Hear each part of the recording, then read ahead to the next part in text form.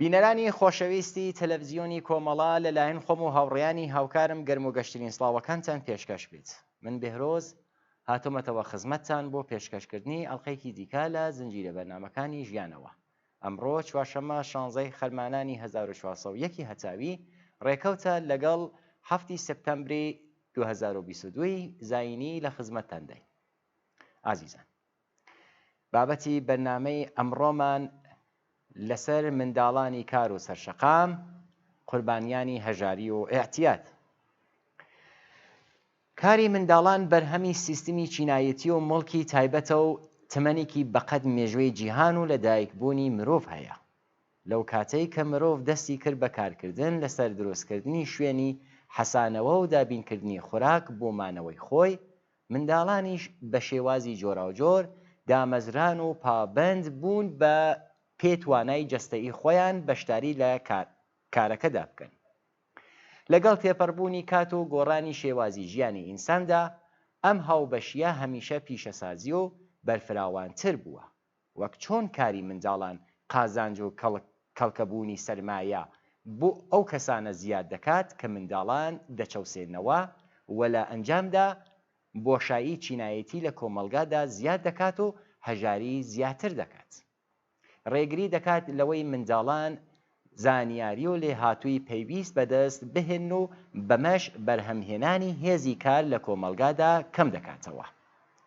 زیانەکانی کۆمەڵایەتی وەک ئالوودەبوون، تاوانکاری، هەڵاواردن، هەژاری و هیتر زیاتر دەبن و لە ئەنجامدا تەندروستی کۆمەڵایەتی دەخاتە مەترسیەوە و ڕێگری لە پێشکەوتن و گەشەکردنی کۆمەلگا دەکات. بەپێی ئامارەکانی یونیسف، ئەگەر تا ساڵی 2030 کێشەی منداڵان لە بواری نادارپەروەریدا چارەسەر نەکرێت، ئەوە 167 میلیۆن منداڵ لە هەژاریدا دەژین. لە نێوان ساڵانی 2016 بۆ 2030 نزیکەی 69 میلیۆن منداڵ خوار 5 ساڵ دەمرن. 60 میلیۆن منداڵیش لە قۆناغی سەرەتاییدا دەمرن. خۆڵی پەروەردە بەجێ دەهێڵن. لە ئێران ئەگەرچی ئامارێکی وردی منداڵانی کار و سەرشەقام لە ئارادانیا، بەڵام بەڵگەکان ئەوەمان بۆ دەردەخەن کە زیاتر لە 2 میلیۆن منداڵی کرێکار هەن و ژمارەی ئەو منداڵانە بازدانێکی بەرەوسەرەوە بەخۆیەوە دەبینی. بۆ شیکردنەوە و گفتوگوی زیاتر گفتوگویەکمان هەیە لەگەڵ هاوڕێ گەلاویژی ڕستەمی، ئەندامی کومیتەی مەرکەزی کۆمەڵە و کادری حزبی کۆمۆنیستی ئێران. هاوڕێ گەلاوێژ بەخێر بێن. سپاسان دەکەم. سڵاوم هەیە بۆ ئێوە و هاوڕێیان و بۆ بینەرانی خۆشەویستی تەلەڤیزیۆنی کۆمەڵە لە خزمەتتان. هاوڕێ گەلاوێژ، بۆ ئەگاداری بینەران، چونکە بابەتی بەرنامەکەی ئەمڕۆمان زۆر گرینگەوە، وا دیارەکە بە بەرنامەیەک خاتمە پێ نادەین، بۆیە ئەم بەرنامەیە بە دوو بەش پێشکەشی بینەرانی ئەەکەین. جا بینە سەر پرسیارەکانمان. ئێوە پەدیدەی منداڵانی کار و خیابان چۆن پێناسە دەکەن؟ بەڕاستیدا پەدیدەی کار و منداڵان هەروەکو خۆتان لە ئەوڵەوە ئاماژەتان پێکرد، بە درێژایی مێژوو کێشەی منداڵانی کار و سەرشەقام هەر بووە و بگرە سەرڕایەوە کە دنیای سەرمایە، دنیای تەکنۆلۆژی پێشرەفتە دەکا، نەتەنیا لە ئاماری منداڵانی کار و سەرشەقام کەم نەوەتەوە، بەڵکو بگرە ڕۆژ لە ڕۆژی زیاتر دەبێن. بە پێی ئاماری سازمانی جەهانی کار یانی ئیلۆ، ساڵانە 250 میلیۆن منداڵ لە بینی 5 تا 4 ساڵە لە جیهاندا لە منداڵی خۆیان بێبەش دەبن. بە پێی ئەو ئاماری سازمانی جەهانی کار، لە ساڵدا 120 میلیۆن نەفەر لەو منداڵانە دەڕژێنە بازارەکانی کار و بە شێوەیەکی تەواوەخت کار دەکەن. 61% لەو منداڵانە لە ئاسیا دەژین، یعنی لە وڵاتانی لە حاڵی پێشرەفتە. 32% لەوانە لە ئەفریقا دەژین و 7%شیان لە ئەمریکای لاتین. بەڵام ئەگە هەر چاو لەوەندەش بکەین، چاولێکین لە وڵاتانی ئەوروپایی 1% منداڵی کار نابێنرێ لەو ئامارەدا.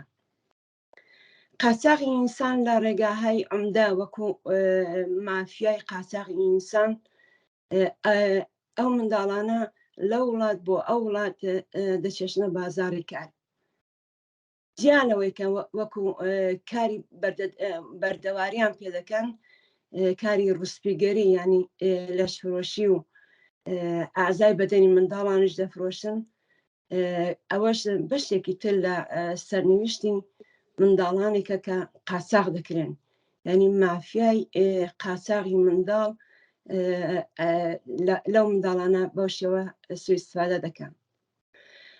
بە نەزەری خەسرەوی ساڵحی کە بۆ خۆی ساڵهای ساڵە لە ئێران لەسەر منداڵانی کار و سەرشەقام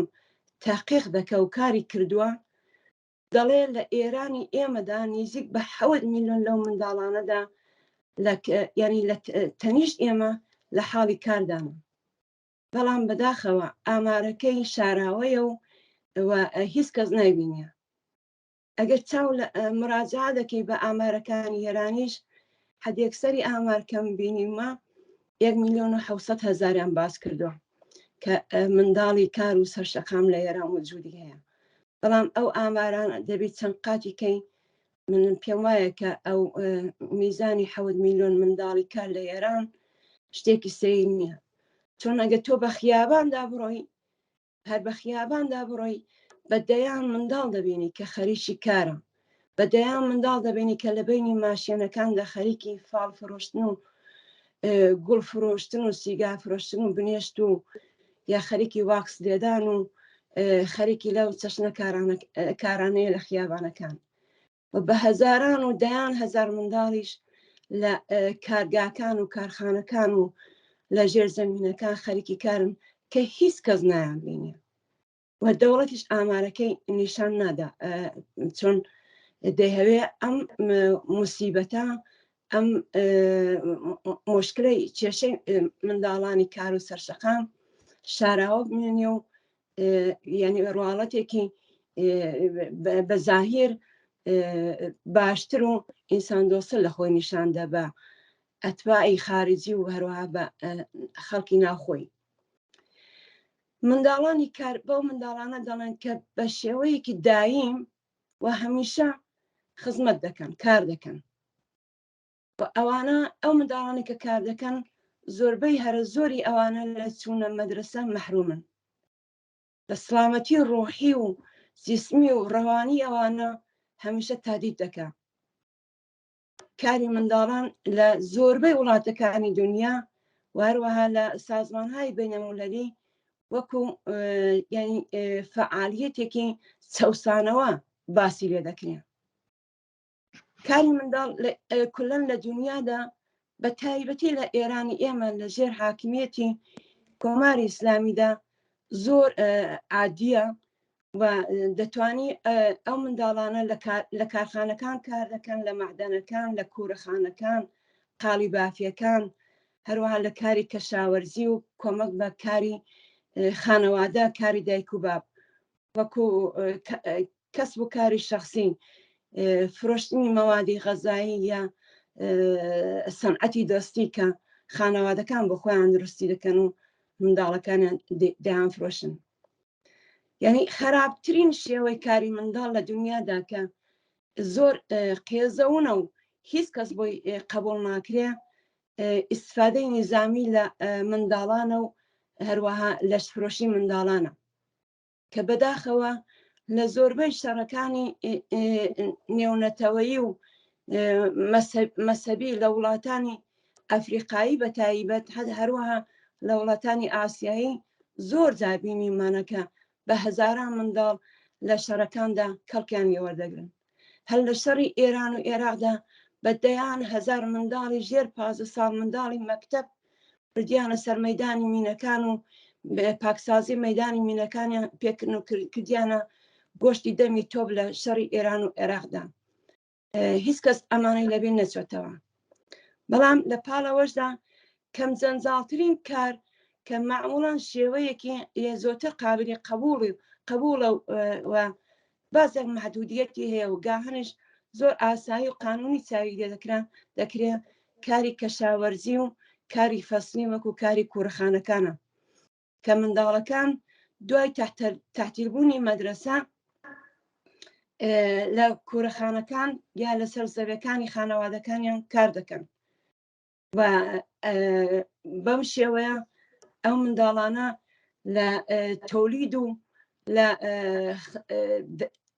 ینی بەدەستێنانی معیشەتی خانەوادە کۆمەک بە خانەوادەکانیان دەکەن. کاری منداڵ لە هەروەکو ئێوە باستان کرد بە درێژایی مێژوو وجودی هەبووە، بەڵام بە پێی ڕۆشتی سەنعەت و وەکە سەوادآموزی مەسەڵەن زۆرتر بوون، ڕێژەی خەڵکی سەوادا زۆرتر بوون، واروەها ئەوەش بڵام کە تەنیا سەواد و پێشرەفتی سەنعەت نەبووە، تۆگە تاریخی ئەم وڵاتانی پێشرەفتەش بخێنەوە ینی خەباتی چینی کرێکار و خەڵکی هەژار قەدەمەتێکی سەدان ساڵەی هەیە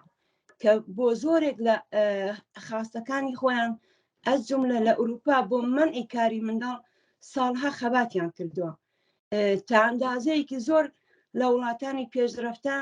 بە تایبەت لە وڵاتانی ئوروپا کە ئەسەن کاری منداڵ مەمنوعە کەم بۆتەوە، بەڵام بەداخەوە لە وڵاتانی ئەفریقایی و لە وڵاتانی ئاسیایی بەهۆی گاهەم دەتوانم بڵام فەرهەنگ و مەسهەبیشەوە کاری منداڵان نەتەنیا کەمی نەکردووە، ڕووی لە زیادی کردووە. منداڵان لە شەرایطێکی زۆر سەخت و نابەرابەردا کار دەکەن، لە باری تەغزیەوە لە باری بێداشتەوە لەگەڵ کارهایی خەتەرناک ڕوبەڕوونە. ئەو منداڵانە زۆر بە هاسانی بوونەتە بازیچەی دەستی مافیای احتیاد و مافیای بازاری سێکس و هەروەها کارفەرمایان، هەروەها باندەکانی دز و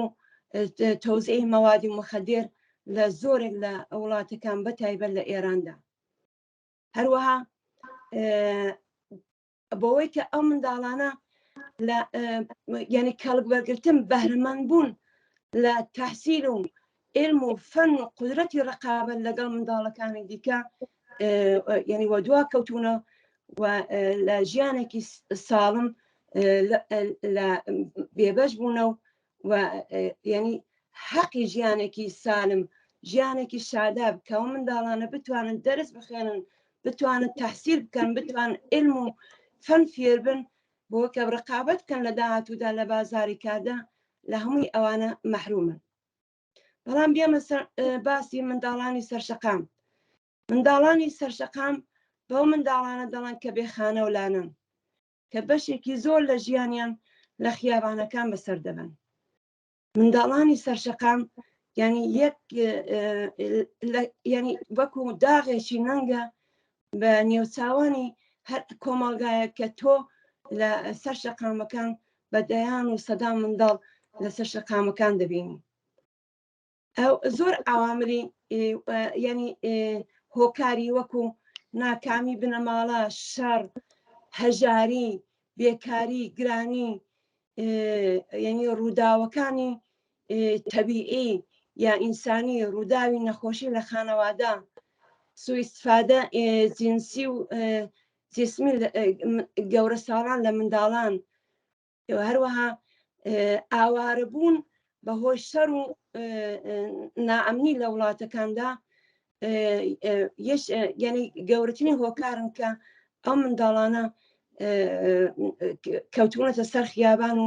بێسەرپەنا ماونەتەوە. هەروە منداڵانی سەرشەقام هەروەکو کوتمان بێ خانومانن و بەشێکی زۆر لە ژیانیاندا لە خیابانەکان بەسەر دەبن. زۆرێک لەو منداڵانەی کە بە ئەساسی مادە یەکی پەیماننامەی حقوقی منداڵ بە منداڵهایەک دەڵێن کە لەژێر 18 ساڵن کە لەژێر خیابان زیندگی دەکەن، خانەوادەیان نییە یا دەستڕەسیان بە خانەوادە نەماوە. ئەوە کە خانەوادەیان دەستڕەسیان بە خانەوادە نییە دەتوانی باسی بۆ ئەو منداڵانە بێ خانەوادە بوونە. زۆرێک لەو منداڵانە مەسەڵەن کە لە وڵاتانی شەڕ بووە خانەوادەکانیان کوژراوە وەختی باسی شەڕی وڵاتەکان دەکەی شەڕی جەهانیەکان دەکەی فقط باسی تعدادی کوژراوەکان دەکرێت باسی ئەو منداڵانە ناکرێت کە بێ سەرپەرست ماونەتەوە ئاوارە بوونە کەوتونەتە خیابانەکان بوونەتە قوربانی کارفەرمایان و قوربانی هەژاری و هەروەها قوربانی احتیاج لە شەقامەکاندا هەروەها مافیای احتیاج و بازاری سکس زۆربەی ئەو منداڵانی کە لەسەر شەقامن دەتوانانی بە چەند دەستە تەقسیمیان بکەین بەشێک لەوانە خانەوادەیان هەیە و دەتوان بە ڕۆژ لەسەر شەقامن و دەستفرۆشی دەکەن و یا گەدایی دەکەن سوڵ دەکەن شەوانە دەگەڕێنەوە بۆ خانەوادە بەشێک لەو منداڵانە هەر خانەوادەیان نییە شەو و ڕۆژ لە خیابانەکان دەگوزرێن و لە ژێر پردەکان و یا کەلاوەکان دەژین ویا لە خەریکی کۆکردنەوەی زایعات و کاری وەکو زبالەگەر ناوێنە دەبن زبل کۆ دەکەنەوە بۆوەکی خۆیان بژێنن ئەو منداڵات کە خانەوادەیان هەیە کە دەستنەوە ماڵەیە بەهۆی ئەوەی کە مەسەڵەن دایکیان یا باوکیان احتیاجیان هەیە تووشی ینی فەقیرن دەرامەدێکیان نییە مەجبورن کار بکەن بۆی کە خەرجی خانەوادەیان حتا بگرە خەرجی احتیاجی دایک و بابەکەشیان تەهیە بکەن ینی هەژاری خانەوادە یا لە دەستدانی عوزێکی خانەوادە بابیان لاسە سانحەی کاردا تووشی سەدەمە بۆ یان جانی لەدەستداوە یا بگرن لە زیندانە یا ئێعدام کراوە ئەو منداڵانە بوونەتە نان ئاوەری ماڵ و مەجبورن ڕۆژانە لەسەر شەقامەکان کار بکەن و یا ینی پارەیەک پەیدا بکەن بۆی کە بژیری خانەوادەکەیان تەهیە بکەن بەشێک لەو منداڵانە کە سازمانی جەهانی بێداشت ئەوانەی تەقسیم کردووە منداڵهایەکن کە بۆ خۆیان پیان منداڵهایی بەزەکار ینی منداڵهایەکی کە خەلافکارن منداڵهایەکی خەلافکارن کە مەهار ناکرێن و خانەوادەکانیشان ئەو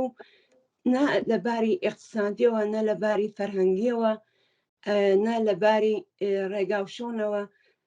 ئەو ئیمکانیانێک کە ئەو منداڵانە مەهارکەن و تربیەتیان کەن و مەجبورنەوە منداڵان دەکەونە خیابان بگرە زۆری لەو منداڵانە معلولن ینی بەدەنیان ناقیسە معلولن کە خانەوادەکانە ناتوانن تەمینیان بکەن ڕەهایان دەکەن ینی ئەو منداڵانش دەبنە بە کارتۆنخاب و منداڵانی سەرشەقام زۆربەی هەرە زۆری ئەو منداڵانە کە کەوتونەتە سەرشەقام بە هەر هۆیەک بەهۆی هەژاری بێ بەهۆی بێکاری خانەوادە بێ بەهۆی احتیاجی خانەوادە بێ بەهۆی ئەوەی کە مەجبورن مەدرسەیان تەرک کردووە ناسە مەدرسە مەجبورن کار بکەن ئەوانە ئەوەڵین نیگەرانی ئەو منداڵان هەیەە زیندومانەوەیە و هەروەها سەرپەنایەک کە بتوانن شەوی تێدا ڕۆژکەنەوە بەشێکی زۆر لەو منداڵانە لە سەرپەناش بێبەشن بۆیە ناون منداڵانی سەرشەقام بەحاڵ ئەو منداڵانی کە لە سەرشەقام دەژین لە زۆربەی ئەو منداڵانە منداڵانی فەقیر و هەژارن منداڵانی حاشیە نشینەکانن منداڵانێکن کە خانەوادەیان پرجەمعیەتن لە حاشیە نشینەکاندا لە ئالوونەکدا دەژین لە کەپردا دەژین بە 6 نەفەر خانەوادە لە کەپرێکدا دەژین کە ئەمنیەتیان هەیە نە لەباری بێداشتیەوە تەمینن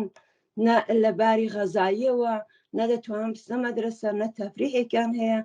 نە ئەو حاشیە نشینانە ئەو مەناتقانە جێگایەکی هەیە بۆ تەفریحی ئەو منداڵانە مەجبورن کە بۆوە کە زیندوو بمێننەوە بۆوە کە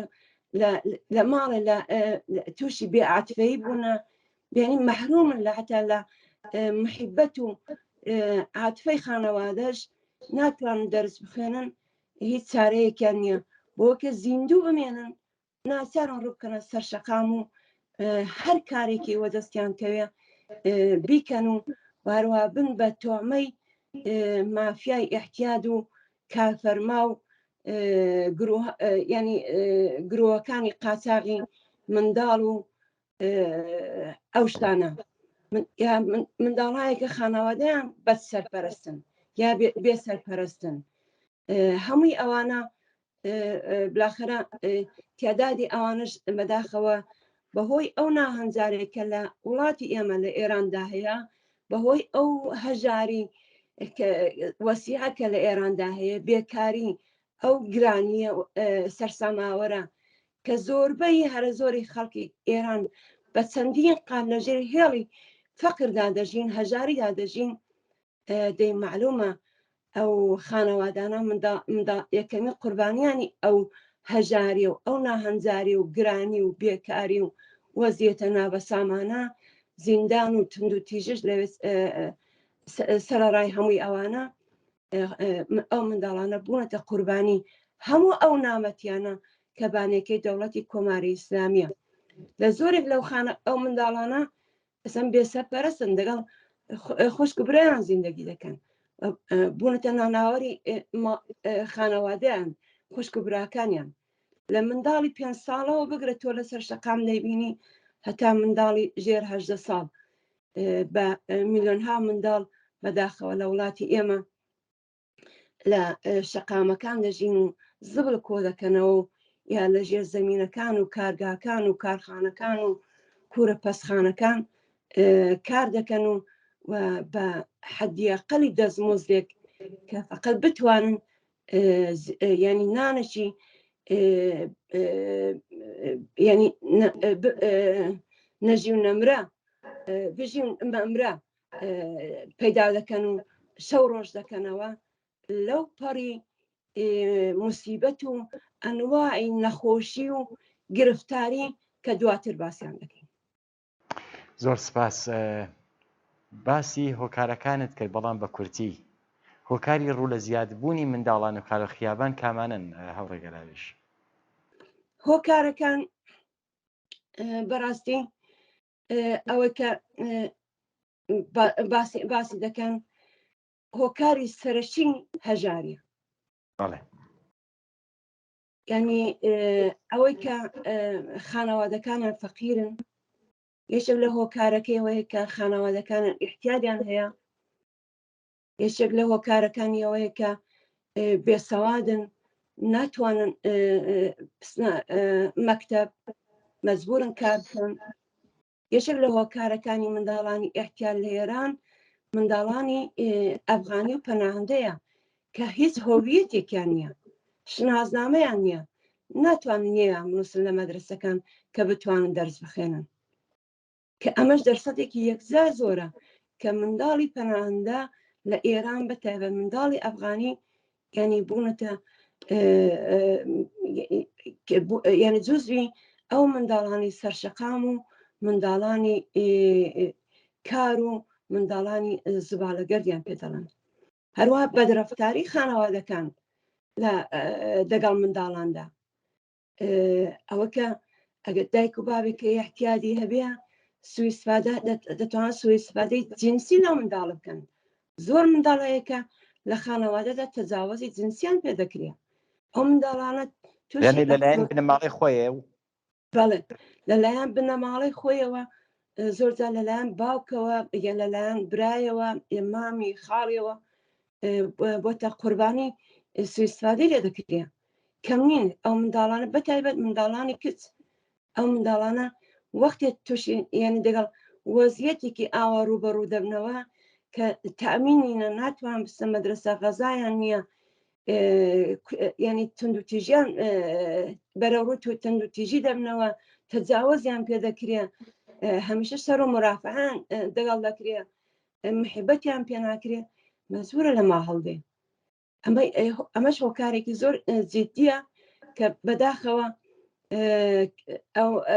ینی ئەم هۆکارانە لەلایەن دەوڵەتی کۆماری ئیسلامیەوە کە چون هیچ مەسئولیەتێکی لە مقابل خانەوادەکاندا بانی هەموو ئەوانە هەژاریە و هیچ خانەوادەیەک بۆ خۆی بە دڵخوازی خۆی هەژاری هەڵ نەبژاردووە کە بۆ خۆیان بوونەتە قوربانی بێکاری و هەژاری و گرانی تووشی احتیاط بوونە معلومە یعنی دووکەڵەکەی ئەم وەزیەتە لە پێشدا دەچێتە چای منداڵەکانیان هۆکاری زۆر بۆ ئەوەی کە منداڵەکان بلاخرە تووشی احتیاط دەبن هەروەها شۆکایی خانەوادگی وەکو ینی مەرگی سەرپەرستی خانەوادەکە یەک دەفعە تووشی سانحەیەک دەبێت لە بین دەچێ منداڵەکە ئەگەر توانی بشی تا ئەو لحظە چ بتە مەدرسە مەزبورە تەرکی تەحسیل بکە و جێگەی باوکی بگرێتەوە یا جێگەی دایکی بگرێتەوە نانێک پەیداکە بۆ خانەوادەکەی یا جودایی دایک و بابیان تەلاق 80% مەسەن ئەو منداڵانێک کە بەخەرەن تووشی مصیبەت بوونە لە خیابانەکان یا تووشی احتیاط بوونە هی ئەوەی بۆ کە خانەوادیان احتیاطیان هەیە دایک و بابیان جودا بوونەتەوە بێسەرپەرستن ینی تونند و تیژی کێشەی ڕەوانی خانەوادە ینی توزانم دەتوان بۆحرانی بڵوغی هەڵاتن لە ماڵ لە مەدرسە احتیاط هەرزەکاری هەمووی ئەوامری خانەوادگی ئەوامری دەوڵەتی ئەوامری کۆمەڵایەتی هەمووی ئەوانە دەتوانێت ببێت بە هۆکاری جدی کە ئەو منداڵانە بەخەرە ڕووبکەنە خیابانەکان چی دەرسەدی ئەو منداڵانێک کە مەسەرەن لە خسە خیابانەکان محکومیەتی سابقەی محکومیەتیان هەبووە 66% ئەوانە لەگەڵ خانەوادیان ارتباطیان هەبووە باقی 4% ارتباطیان نەبووە 56% ئەوانە بەهۆی ناسازگاری و کێشەی خانەوادە بەدرەفتاری باوک تەرکی ماڵیان کردووە لە مۆردی ئینحرافی جنسیەوە 4% ئەوانە تووشی اختلالی جنسی و 22% ئەوانە وەکو ینی موردی ئیخفال فێڵان لێکراوە و ئیخفال کراون و بلاخەرە تووشی خراپکاریان کردووە 80% ئەو منداڵانە زۆر سینیان لە خوارەوەیە زۆر دەلایلی ینی دەلایلی شاراوەش هەیە کە بەهۆی سیستمی دەوڵەتی و قانونی و کۆمەڵایەتی و واروە قانونهای غیر ڕسمی کە لە سنەتهای کۆمەلگا وەکو بێسەوادی کەم سەوادی یا ئەوەی کە منداڵی زۆر مثلەن دروستکەن جمهوری ئیسلامی بۆ خۆی منعی ینی داوای پێشگیری منداڵ دەکا بۆ کە منداڵ زۆرتر بێ و بۆ جەمعیەتی ئێران زۆرتر بێ و بتوانێت منداڵانی مسلمان ینی نەسلی ئایاندەش مەغزیان بشاتەوە وەکو مسلمان بتوانێت ئەو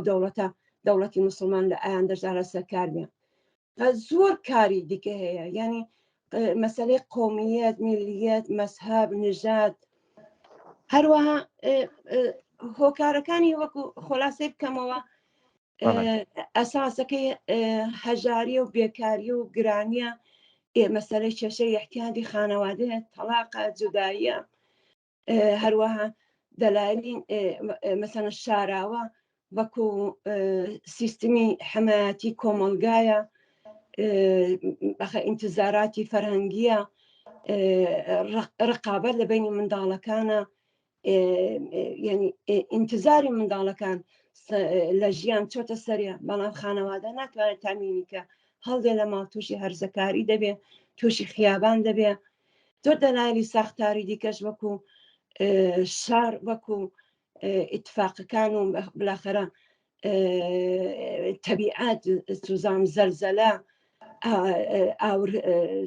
بەربوون لە مناتق ئاوارەبوونی خەڵک سێڵاو بێ ئاوی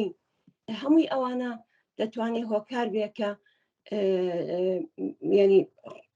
یەکەمین قوربانیانی هەمووی ئەم بەدبەختیانەی کۆمەڵگای جامعەی سەرمایەداری یەکەمین قوربانیانێکە هیچ دەنگیان لەبەر نایە هیچ قودرەتی دیفاع لە خۆیان نییە بەداخەوە منداڵان زۆر سپاس ئەگەر ئیجازمان پێ بیت دوای ناوبڕێکەوە بینەوە خزمەتی ئێوە و بینەرانی عزیز.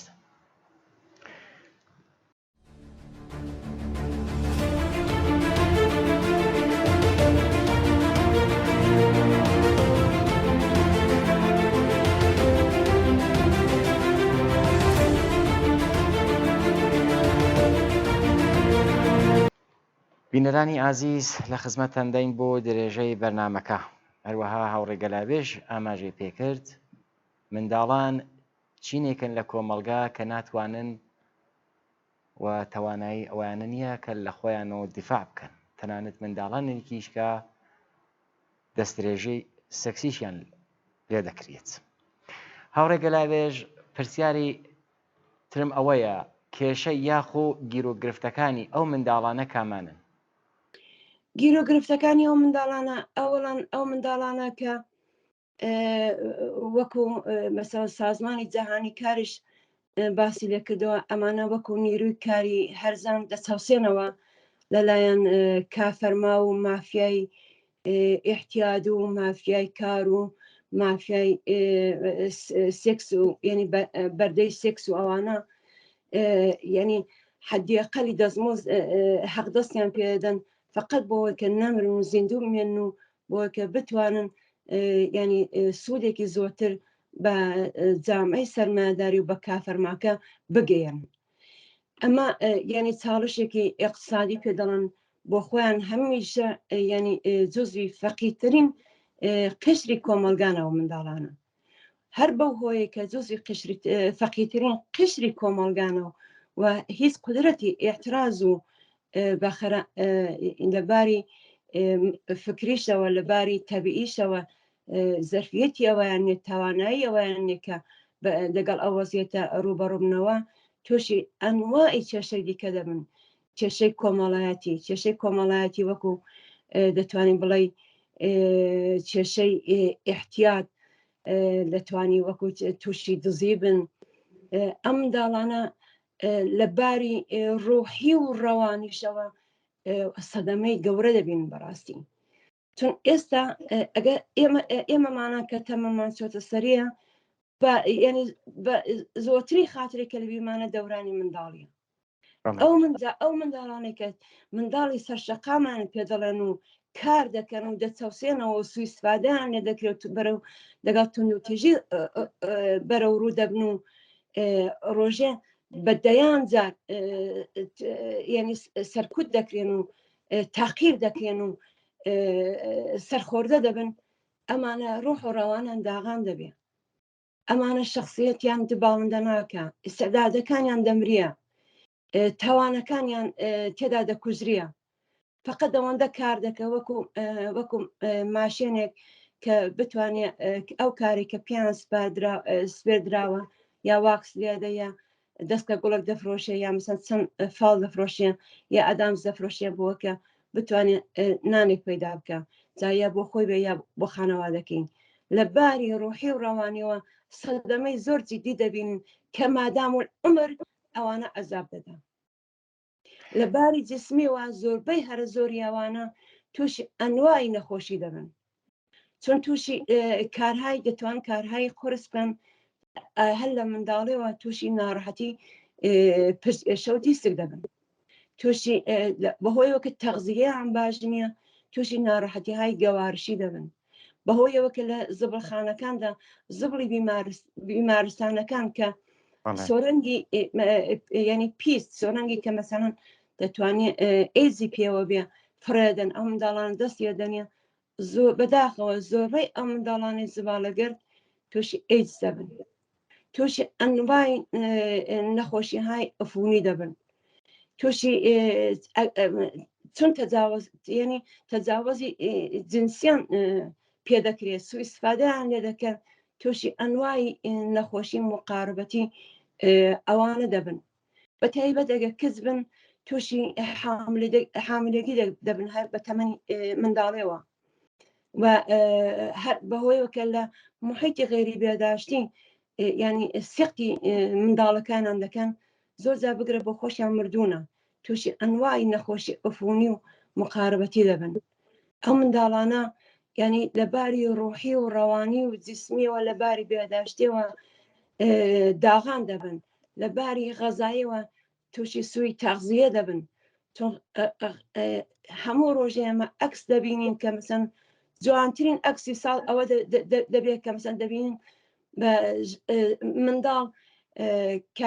فقط میترە قەدی دەبێ فقط لاقی دیارە سەری خستە ناو سەتڵی زبڵەکان لە غەزایەک دەگەڕێ کە ینی لە نێو زبڵدا بژی خۆی پێدا بکە نام پەیدا دەکە و بۆکە زیندوو مێنێ. مشکل ئەو موسیبەتانەی کە ئەوان تووشیان دەبن بەڕاستی موسیبەتایەکی یەکجا زۆرە، مادام کە پێش بۆ وەزیەتە نەژیرێ ئەو موسیبەتە ئەگەر لە داهاتوودا ئەو منداڵانە لە وەزیەتەش بێنە دەرێ، ئەم زەربەی کە خواردویانە لە باری شەخسیەتیەوە لە باری ڕۆحیەوە ڕەوانیەوە گەرچی دەتوانێت کام بێتەوە، بەڵام دەگەڵان هەردەمێنێ مادام ئەمر دەگەڵان هەردەمێنێ و ئازاریان دەدا. بۆیە لەباری خوڵقیەوە ئەو منداڵانە منداڵهایەکی نۆرماڵ و ئاسایی نینە، زۆر ڕاحەت ینی پەرخاش دەکەن، ترسیان هەیە لە کەسی گەورە نزیک بنەوە. ینی زۆرتر لەگەڵ ئەو منداڵانە سەرۆکاریان هەیە کە وەکو خۆیان بێسەوادن یا ئیحتیاجیان هەیە کە هیچ نازانن، هیچ کەسێک لە بانسەریان نییە پێیان بڵێ ئەو کارە باشە و کارە خراپە، ئەسا ئامۆزش ببینن پەروەردە بکرێن، هیچ پەروەردەیەکیان نییە. ینی تۆ منداڵێکە لە هیچ بابەتەوە تەمین نەبێ، حتا نانی ڕۆژانەی نەبێ، حتا مەسەڵەن سەختێکی لە بانسەریەوە نەبێ، کەوشی لە پێدا نەبێ، بەو شێوەیەش کار کە بچەوسێتەوە سویسفادەی لێ بکەن، ئەو منداڵە لەباری جسمی و ڕوحی و ڕەوانیەوە چۆن وێران نابێ. بەڵام بەداخەوە ینی لە کۆمەلگای ئێمەدا خەریکە هەموو شت احتیادی و عادی دەبێتەوە، نۆرماڵ چاوی لێ دەکرێت. خانەوادە فەقیرەگە منداڵ یارمەتی نەکات ئەو خانەوادە لە برسان دەمرێت. ینی زۆر بە ئاسایی دەزانن کە منداڵ دەبێت تەمینی مەعیشەتی خانەوادەکەی بکە، لە زیاتی ئەوەی کە لەوە فکر بکەنەوە کە ئەمە وەزیفەی دەوڵەتە کە مەعیشەتی خانەوادەکان تامین بکە. لێرەگە خانەوادەیەکیش مەسەڵەن کابرایەک لە زینداندا بێ، دایکەکە مەسەڵەن ژنەکەی مەسەڵەن بێکار بێ، دەوڵەت منداڵەکەی دەژێنێ، حەدیقەل تەحسیلی ڕایگانە، ڕایگانی چێتە مەدرسە، دەرمانی ڕایگانی هەیە، دەوای ڕایگانی هەیە، کاری ددانی ڕایگانە هەتا تەمەنی 22 ساڵگی. کام یەک لەو خەدەماتانە لە کۆمەلگای ئێران هەیە کە بتوانێت ئەگەر ئیتفاقێکش لە بۆ خانەوادە کەوت، ئەگەس ناناوەری ماڵەکەش بابیشی لە دەستدا، دایکیشی لە دەستدا، بەسەن سیستم دەوڵەت کۆمەلگا جامە بتوانێت ینی حمایەتی لێ بکە، وەزیەتی مەعیشەتی ئەو تامین بکە، بیمەی بکە کە لە زیاتیەوە کە تووشی شەقام و نێو زبڵ بێ، ئیدامەی تەحسیل بکە، لە داهاتوودا بێت بە ئینسانێکی سالم، ئینسانێک لە باری جسمەوە سالم بێ، خەرجی نابێ بۆ کۆمەلگا، لە باری فکریەوە سالم بێ، تاثیرکەردە بێ، دەتوانێت ئایندەی کۆمەلگاکەی دروستکە. بەڵام بەداخەوە منداڵانی ئێمە نەتەنیا بۆ خۆیان بوونەتە قوربانی، بەڵکو ئایندەی ئەوانیش حتا بگرە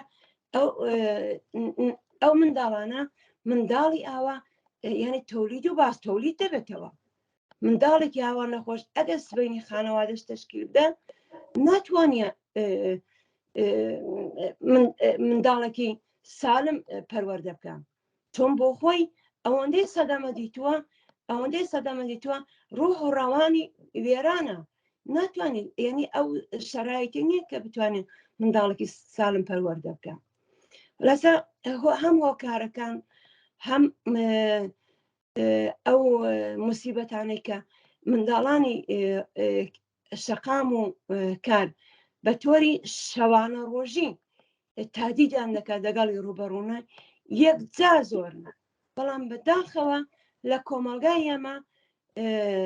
هیچ کەس ئەوە وەکو زەنگی خەتەرێک چاولێ ناکە وەکو بە شێوەیەکی زۆر ئاسایی چاوی لێ دەکە زۆر جار مەسەڵەن دەڵێن بە منداڵێک دەڵێن کە کار دەکە تو بوویەتە پیاو ئەتۆ مەسەڵەن ئافرین نانی ماڵت دەردێنی کۆمەگی خوشک و براکەت بەخێو دەکەی ینی نانێک بۆ ماڵە پەیدا دەکەی دەباتیەوەکە لە ینی لە ئامنی ئەسلی ئەو وەزیەت و فەقیری و بێکاری و گرانی و هەژاری و ئیحتیادە و موسیبەتانە بکۆڵێتەوە جارێ مەسەڵەن ئەوە ینی وەکو قەواعیدێک و بە خەرەدایلێکی شاراوەیەکە ئینسان نبینێ بەڵام بە باری قەڵایەک بارەکەڵایە کە پیاوان دەڵێن تەشویقیان دەکەن کە ئەو منداڵانە هەر لە وەزیەتە بمێننەوە خولاسە خەتەراتی زۆر شەو و ڕۆژە منداڵانە تادید دەکە بەڵام بەداخەوە کۆمەلگا هیچ حەساسیەتێکی نییە بەوە وەکو شتێکی ئاسایی چاوی لێ دەکرێت و ئەم وەزیەتە نەتەنیا وەزیەتی جسمی و ڕوحی ئەوان ئەو منداڵانە بەڵکو داهاتووی ئەو منداڵانە نەسوی داهاتووی ئەو منداڵانش دەخاتە خەتەر و کە ئەمە تادیدێکی گەورەیە مەترسێکی گەورەیە بە کۆمەڵگا کە دوایی دەتوانێت زیاتر باسی لەسەرکەین زۆر سپاس هەوڕێ گەلاوێش تا ئێستا قسەی ئەوەی کە قسەمان لەسەرەوەکە کە هۆکارەکانی و کێشەکانی و ئەمانە بەس ئەم پرسیارە زۆر گرینگە ئەو مەترسیانەی کە هەڕەشە لە ژیان و داهاتووی منجاڵان دەکات کامانن بەڕاستیەوە هەڕەشانێک کە یەکێک لە گەورەترین هەڕەشەکان ئەوەیە کە دەبنات تۆعمەی مافیای احتیاد و کە لە ئێران خودی سوپای پاسارانە وەکو فروشەندەی مەوادی احتیاد کە ئێستا زۆر جار دیتومانە کە هەم خانەوادەکان هەم مافیای احتیاد لە منداڵ کەڵی وەردەگرێت بۆ فرۆشی احتیاد و بگرە زۆر جار منداڵانی کە ون دەبن دەیان دزن بلاخەرە سەرڕای دوای ئەوەیە کە کاڵ بۆ شکافیان دەکەن ئەعزای بەدەنی دەفرۆشن ناوزگەکەی پڕ دەکەن لە مەوادی مخدر و دەنێرن بە وڵاتانی دەرەوە ینی ئەوە ینی ئەو پەڕی فاجعەیە ئەو پەڕی ینی جنایەتە کە دەرحەق بە منداڵێک لە جامەی سەرمایه‌داریدا بەتایبەت وەکو لە وڵاتی ئێراندا دەکرێت ئەمە دووهەمیان سێوەمیان ئەوەی کە ئەو منداڵانە زۆر بەراحەتی تووشی بۆ خۆیان تووشی خەلافکاری دەبن و دەکەونە ئەو خەتی خەلافکاری و دەبن بە سارق و تووشی باند و بانتای دزی و هەروەها زۆر جار خانەی فەساد دروست دەکرێت کە زۆر جار ئەو منداڵانە بۆ خۆیان بەشێکن لەو باندانە کەم نەبوونەکە مەسەڵەن زۆر جار تەجاوز بە منداڵێک کراوە بە کچێکی منداڵ کراوە ئەو کەسەی تەجاوزی کردو مەسەڵەن کوڕێک بۆ خۆی مێر منداڵ بووە بۆ ئەو کوڕە بۆ خۆی قوربانی بووە هەروەها ئەو منداڵانە کە کوتم لە هەموو لە تەحسیل و هەموو ئیلم و فەن و ئەوانە لە ڕقابەتێکی سالم لە منداڵەکانیدا بەجێ دەمێنن دەکەونە ڕقابەتێکی ناسالم تووشی ناهەنجاریهایی زۆر لە کۆمەلگادا دەبن هەر بۆیە مەسەڵەن تونند و تیژی نەتەنیا لە خانەوادە لە خیاباندا لە شۆنی کارەکاندا لە مەدرسەکاندا یەکجا زۆر بوو زۆر جار بووە کە مەسەڵەن ئەو منداڵانی کە تووشی ئەو وەزیەتی ڕوحی ڕەوانی بوونە مەسەڵەن دەستیان کردێتە قەتڵی گەورە دەستیان مەسەڵەن ئەگەر باسەحەیە گەیشتووە مەسەڵەن بەتایبەت لەو ئەمریکای لاتین بەدەیان منداڵان قەتڵ عام کردو معەلیمان قەتڵ عام کردووە حەملەیان کردە بۆ خەڵک لە خیابانەکان بە چەقۆ بۆ کە مەسەڵەن یعنی دزی بکەن یعنی وەکو باندێکی سارق چیپێک لێ بدەن یا دوکانێک لێ بدەن ئەنوا دەتوان تووشی ئەنوای خەلافکاری و جرم و جنایەت بن لەباری فەرهەنگیشەوە کە کوتمان کە بەڕاستی ئەمە ئەوەندە ئابعادەکەی وەسیعە، بەڵام چۆن لەباری فەرهەنگیەوە هەموو شتێک عادی بۆتەوە خەڵک نابینێ کە ڕقەمی ئەو منداڵانە بە 10 میلیۆن منداڵ لە دنیادا تووشی ئەو وەزیەتە نابەسامانە بوونە و ئایاندەشان کەوتۆتە خەتەر، بە تایبەت کێشەی ئیحتیاج بۆ منداڵانی ئێران کێشەیەکی زۆر جددیە کە ئەو منداڵانە کە تووشی احتیاج دەبن ئەگەر گەورەش بن مادام کە پێشی پێنەژیرە ئێستا باسپەروەری نەکرێن دوایە باز دەکەین ئەو ئەگەر تشکیلی خانەوادەش بن هەدەگە کەسانی محتاج زیندگی دەکەن بگرن نەسی داهاتووشیان هەروەکو خۆیان دەبنە قوربانی احتیاج و هەژاری و ئەو ناهەنجاری کە لە وڵاتی ئێمەدا هەیە و ئەو سیستمێکە منداڵان بوونەتە بەشێکی یعنی گەورەترین قوربانیانی ئەم وەزیەتە. زۆر سپاس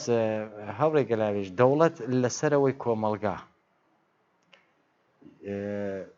نەقشی چەند نەقشێکی هەیە یا باشتر بێژم دەوڵەت یاخۆ یاسا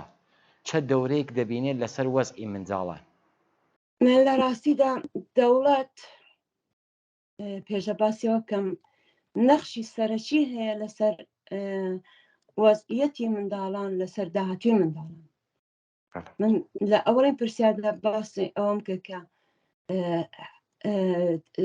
دەرسەدی ئەو منداڵانی کە مەسەن 77% لە ئاسیا 37% لە ئەفریقایە تا 10% لە ئەمریکای لاتینە، بەڵام لە ئەوروپادا دەرسەدێکیش منداڵی سەرشەقام و منداڵی کار وجودی نییە. دلیلیەوە کە ئەم وڵاتانی غەربی سیستمێکیان هەیە کە ئەوەڵەن تەحسیل تا 18 ساڵگی ئیجباریە، هەم ڕایگانە هەم ئیجباریە. یعنی هیچ منداڵێک بۆەوەی کە بتوانێت تەحسیل بکات خانەوادەکەی مەجبور نییە کە هەزینەیەکی زۆری بۆ بدە و دوای بەهۆی بێکاری فەقیری بڵە هەزینە نیە منداڵەکەی لە مەکتەب بجێڕێتەوە، حەقی نیە منداڵەکەی بجێڕێتەوە. دەوڵەت هەم یعنی تەحسیلەکەی ڕایگان کردووە، هەم دەرمان و بەخەرە دکتۆر و ددان پزیشکیشی بۆ ڕایگان کردووە. حتا بگرە ئەگەر مەسەڵەن لە باری ماڵیەوە وەزیان خراپ بێ لە سەتێکی متەوەستیان هەیە، ستانداردێکیان هەیە، سۆسیا پۆلیشیان پێدەدا، ماڵیشیان پێدا، یعنی سەقفێکیشیان هەیە لەسەر سەریان، نانێکیشیان هەیە بخۆن، ئیتر مەجبورینە نە سوال بکەن نە کار بکەن. ئەو منداڵە ناتوە گەرچی مەسەڵەن ناتوانشتی گران و بەخەرە تەجەمولی هەبێ، بەڵام ئیمکاناتی ئەوە هەیە کە بتوانێت بژێ، پۆشتە بێت، تەغزیە بێ، بێداشتی هەبێ، ماڵێکی هەبێ، ئیدامی تەحسیلیش بدە و ئایندەیەکی گەشتیشی هەبێ. ئەمە نەخشی دەوڵەتە، بەڵام بە پێچەوانەی ئەم وڵاتانی ئوروپایی چاو لێ بکەین لە وڵاتانی وەکو ئێران، دەوڵەتی ئێران هیچ مەسئولیەتێکی قبول نەکردە لە مقابل منداڵاندا، حتا لە مقابل خانەوادەکانی کە فەقیر و هەژارن، حتا لە مقابل خانەوادەی تووشی نەخۆشی بوونە، حتا ئەو خانەوادانەی کە مەسەڵەن ئەو کەسانێک کە لە عەینی کاردا تووشی سانحەی کار بوونە بیمەی کارەکەشیان بۆ تێناکەن، بیمەی سانحەی کاریشیان بۆ تێناکەن. ئەگەر بۆشیان تێکەن دوای ئێعترازێکی زۆر و بە مودەت بە 7-8 مانگ جارێک مقدارێکی زۆر کەمی بۆ تێ دەکەن کە زۆربەی ئەوانش لە ماڵی کرێدانە، هەموو شتێکیش کە گران بووە کرێ ماڵی بۆ نادرێ، مەجبورە ئەگەر تا ئێستا توانی بێتی بەکار منداڵەکەی ناربێت بۆ مەکتەب، لە مەکتەب بیجێڕێتەوە. دەوڵەت هیچ مەسئولیەتێکی لە مقابل ئەوانەدا قبول نەکردووە، هیچ ئەمنیەتێکیان نییە، هیچ بیمەیەکیان نییە، تەحسیل ئیجباری نییە، تەحسیل دەبێ هەزینەکەی خانەوادە بیدە، خانەوادەش فەقیرە ناتوانێ بیدە. پێی معلومە دەوڵەت نەخشێکی زۆر سەرەکی و تعیین کنەندەی هەیە لەسەر سەرنوێشتی ئەو منداڵانە لە کۆمەلگادا. حەوت میلیۆن منداڵ لە ئێران کە لە وەزیەتە فەلاکەت بارە دەژین بەزار خۆشە. حەوت میلیۆن سبینی ئەو منداڵانەکە ئێستا بڵێ مەسەن تەمەنی لە 5 تا 15 ساڵیان هەیە، دوای مەسەنەن ئەوانەی 15 ساڵن دوای 3 ساڵی دیکە دەبنە 18 ساڵ و لەخەرە ئەو منداڵە هەر لە وەزیەتەدا ئەگە سبینێ لەخەر بتوانێت ئەگەر بتوانێت تا زاویش جگای پرسیارە کە ناتوانێت تشکیلی خانەوادەش بدە، یعنی ناتوان لە هەموو خۆشیەکان و نێعمەتەکانی منداڵی و ژیاندا مەحرومە و دەوڵەت هیچ مەسئولیەتێکی قبول نەکردووە لە بەرابەرەوانەدا. لێ معلومە کە سەرنوشتی منداڵانی ئێران نەتەنیا لەوە باشتر نابێت بگرێت لەوەش خەراتر دەبێت. ئەمجا بێنە سەر یاسا. لێرە ینی کاری منداڵان قاچاغە، مەمنوعە. هیچ کەس بۆی نییە منداڵی لە ژێر 18 ساڵ ئیستخدام کەن. گەرچی لە ئێران مەسەن بە پێی مەوادی 82 قانونی کار دەڵێن ئیزافە کاری و کارهایی ئەکە زەرەرمەندە و کاری شاوانە بۆ منداڵان مەمنوعە، بەڵام بە ئەساسی مادەی 188 قانونی کاری ئێران دەڵێ کاری منداڵان لە کارهای خانەوادەجیدا کە بە پێی مۆجیبی مادەی 196 لەو کارگەیانەی کە لە ژێر 10 نەفەرن مەمنوع نییە. ئێنێ تەناقوزە لەلایەک دەڵێ کە کاری منداڵانی ژێر 15 ساڵ مەمنوعە، لەلایەکیش دەڵێ کاری منداڵان کە لە کارخانەها و کارگاهای خانەوادەگیدان لە ژێر 10 نەفەردا کە دلیلیش ئەوەیە کە کارگاهای ژێر 10 نەفەر یعنی شاملی قانونی کاری ئێران نابێت، لێ مەمنوع نییە. یعنی بۆ خۆی قانون گەرچی بە یعنی ئەو دوو بەندەی 82 زاهیرەن دیفاع یعنی کاری منداڵی مەمنوع کردووە، بەڵام لەولاوە کاری منداڵ لە ئێران مەمنوع نییە. بە میلیۆنها منداڵ لە کارخانەکاندا، لە کارگاکاندا، لە کوورەخانەکاندا، لە قالیبافەکاندا لە کار دەکەن. حتا ئەو منداڵانی کە زبر کۆ دەکەنەوە سارەدارەکان یان ئیستخدامیان کردوونە، زایعاتەکانیان بە قیمەتێکی زۆر هەرزان لێ دەکردنەوە، پۆڵێکی زۆر کەمیان دەدەنێ، بە میلیۆنها منداڵش خەریکن و کارە دەکەن. کەوا بوو قانونی کار لە هەر وڵاتێکدا تاسیری زۆر ڕاستەوخۆی هەیە لەسەر ینی پەدیدەی منداڵانی کار و سەرشەقام، لەسەر زیادبوونی یا لەسەر کەمکردنەوەی یا لەسەر لابرنی سرینەوەی مناڵانی کار و سەرشەقام. بەداخەوە لە وڵاتی ئێراندا